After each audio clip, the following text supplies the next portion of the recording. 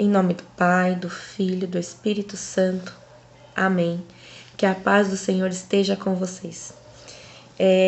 Meu nome é Isadora, eu sou catequista de Crisma na comunidade São Judas Tadeu, que é integrada à Paróquia Santa Rita de Cássia.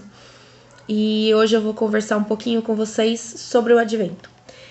Antes de conversar um pouquinho com vocês sobre o Advento, eu quero pedir encarecidamente para vocês: curte já o nosso vídeo, por favor, compartilha com os amigos, conta para todo mundo a boa nova,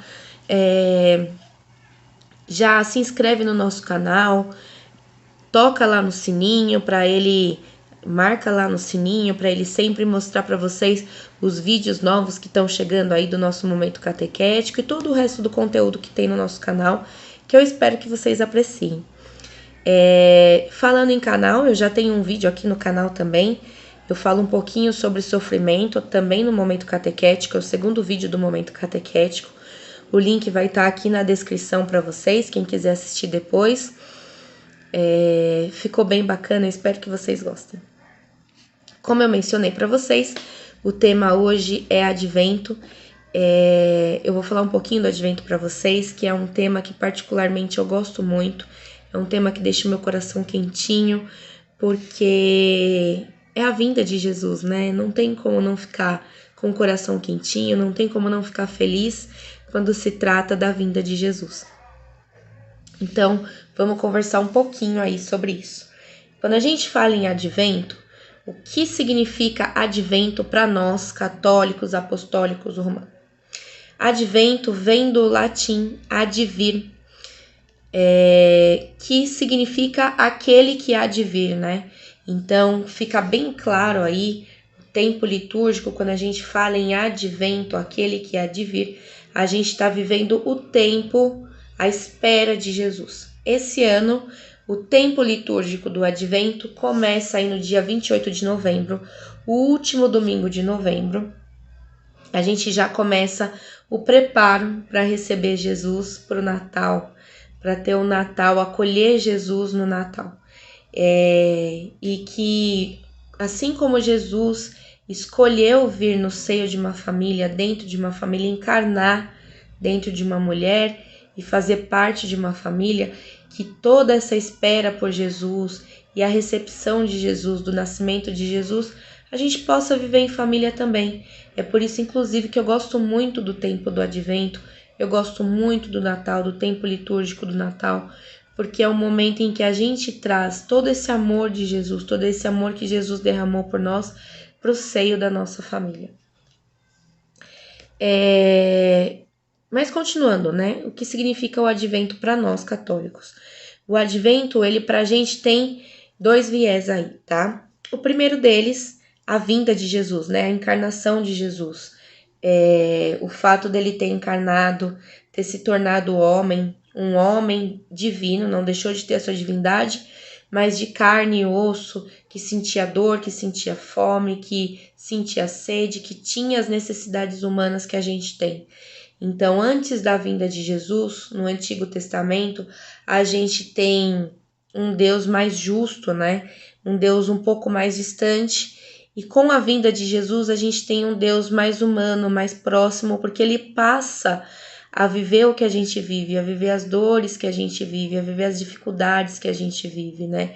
Ele sente fome, ele sente frio, ele sente a fragilidade pela vida, ele sente a perda de um ente querido, então ele tem as mesmas limitações humanas que a gente tem. Então, a partir do Novo Testamento, a partir da vinda de Jesus, a partir da encarnação de Jesus, a gente tem um Deus mais humano.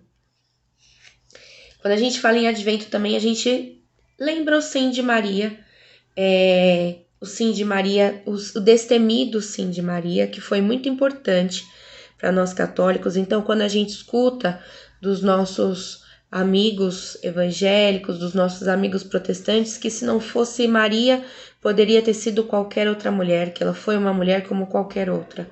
E que nós católicos possamos dizer, não, ela não foi, porque realmente ela não foi.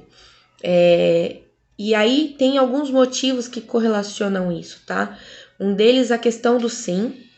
Naquela época, ela já estava prometida a José, ela já era noiva de José, e aceitar receber a Jesus através do Espírito Santo no seu ventre, seria, naquela época, assinar uma carta de acusação de adúltera. E naquela época, ser adúltera era ser apedrejada até a morte. Então ela disse o sim destemido, eu digo isso, o sim foi destemido, porque ela disse sim sem pensar nas consequências que ela poderia ter. Ela disse o sim de plena e livre consciência, mas também de livre obediência, de livre amor, de livre temor a Deus. O segundo motivo aí é porque o nosso plano de salvação começa em Maria. Maria, ela nasceu sem a mancha do pecado original. Então, se ela não aceitasse, não poderia ser qualquer outra. Somente 2 mulheres em toda a história da humanidade não tiveram a mancha do pecado original. A primeira foi Eva, que acabou desobedecendo a Deus, e a partir dessa desobediência surgiu a mancha do pecado. Por que a gente tem essa mancha do pecado? Pela descendência que a gente tem com Eva.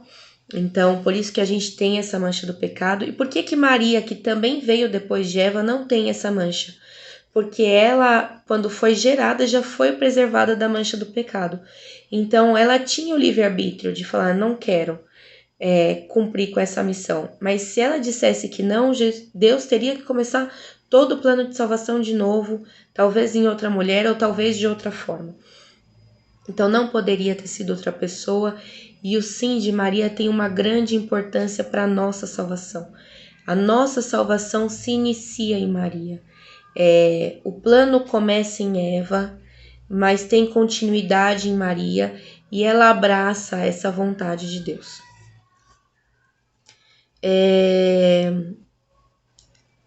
Vamos lembrar também que o advento significa aí a preparação para a vinda de Jesus, né?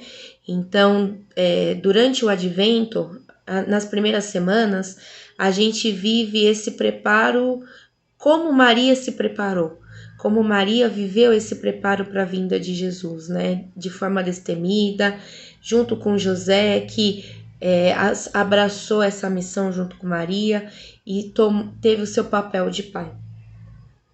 E o segundo viés aí do advento, para nós católicos apostólicos romanos, é a segunda vinda de Jesus, a segunda vinda de Jesus, a volta de Jesus que a gente tanto espera, poder contemplar a sua face, poder viver da eternidade junto a Jesus.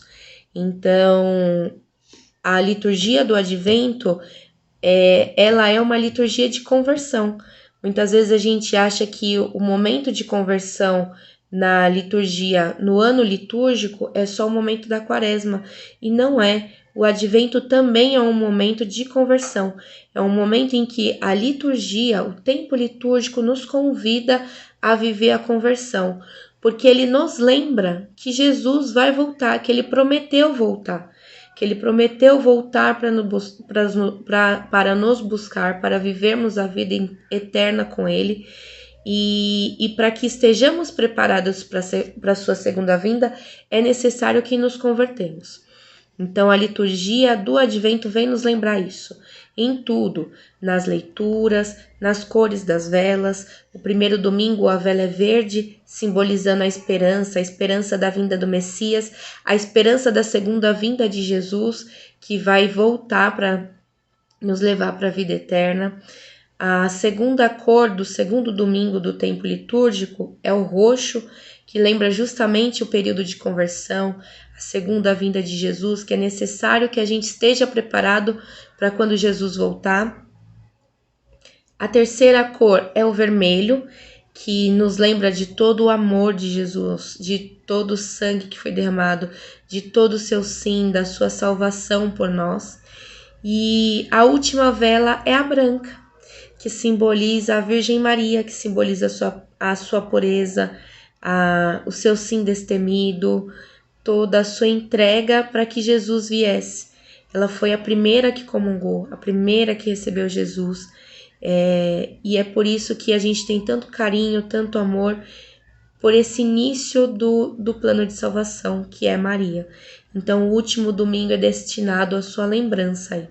Toda a liturgia do Advento é em cima disso, da primeira vinda de Jesus, da encarnação de Jesus, do milagre do Espírito Santo no ventre de Maria, e de que a gente possa lembrar disso, de como Jesus foi acolhido, e lembrar disso no Natal, para que a gente possa acolher o Jesus, aquele familiar que precisa de uma oração, de uma ajuda, aquele irmão que está na rua com fome, esse Jesus que a gente possa acolher na nossa manjedoura. E da segunda vinda de Jesus, que nós possamos estar convertidos, que nós possamos estar preparados para essa segunda vinda. Todo ano a CNBB prepara aí uma novena de Natal para ajudar a gente nesse preparo para o Advento, para ajudar a gente nesse preparo para a vinda de Jesus, na nossa conversão e para nos aproximar das pessoas. Geralmente a novena de Natal pede que convidemos outras pessoas a participar da novena com a gente. Então é uma forma da gente se aproximar das pessoas e lembrar da boa nova, lembrar de que Jesus vai voltar. E todo ano tem um tema, e esse ano, como foi o ano de José, o tema é claro, que a CNBB escolheu, é em cima de José. O tema fala aqui, com o coração de pai, José amou Jesus. E qual é o papel de José no Advento, né? Qual é o papel de José na vinda de Jesus? Tem alguns pontos aí com relação a José que são muito importantes para a gente viver durante o Advento, e eu acredito aí que são alguns pontos, inclusive, que a CNBB levantou ao longo dessa novena para a gente viver melhor aí a espera, o preparo para a vinda de Jesus no Natal. Um deles é que Jesus foi um homem justo e humilde. Inclusive, a novena, logo de início, já pede para que a gente convide os homens a participar, né? Na nossa igreja, é muito comum que a mulher vá para depois, com a insistência, com toda a delicadeza que a mulher tem, o homem acabar acompanhando. Então, é um convite aí para que os homens participem da igreja, para que sejam justos, sejam humildes, como José foi. O segundo ponto é que ele aceita o papel de pai de Jesus, como eu mencionei para vocês.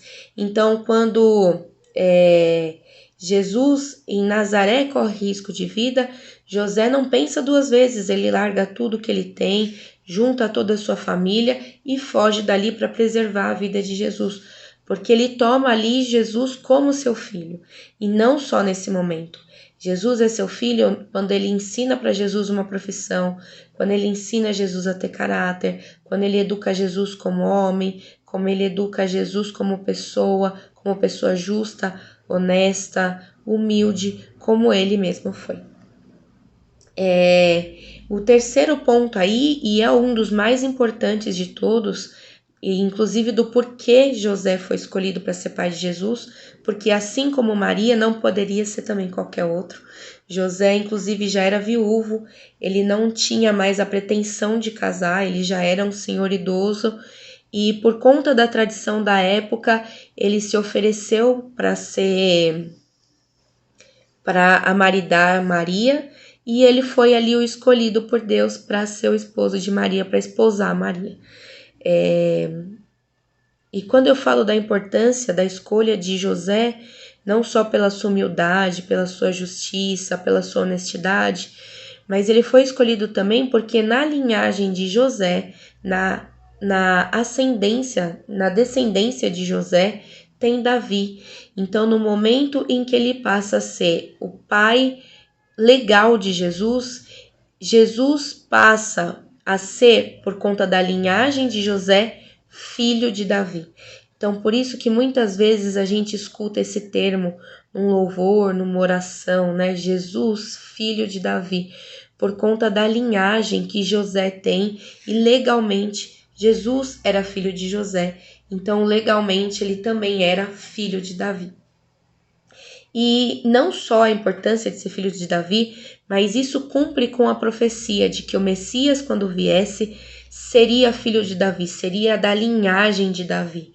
Então, uma das passagens, inclusive, que geralmente a gente escuta no tempo do Natal, que é o tempo que a gente vive após o Natal, a gente vive em janeiro, é justamente a leitura que fala da ascendência de Jesus, né, da descendência de Jesus, e que mostra o porquê ali, né, da importância dessa descendência para a figura de Jesus, não só por conta da importância dessa linhagem, mas também por conta da profecia de que o Messias iria voltar e iria voltar como filho de Davi, na importância, na realeza de Davi, né? Ele seria rei por conta da ligação com Davi.